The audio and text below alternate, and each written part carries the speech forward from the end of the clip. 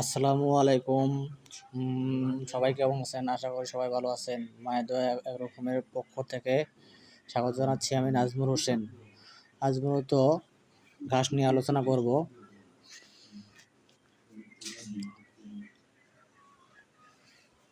মূলত গরুর খামার করতে হলে ঘাসের গুরুত্ব অনেক, কারণ বর্তমানে দানাদার খাদ্যর যে দাম, তাতে ঘাসের বিকল্প কোনো কিছুই নাই।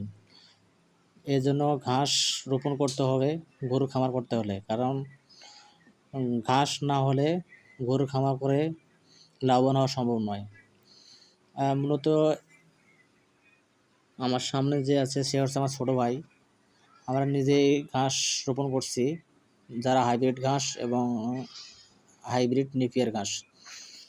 যারা ঘাসের কাটিং নিতে চান তারা অবশ্যই যোগাযোগ করবেন, আমরা কাটিং দিতে পারবো।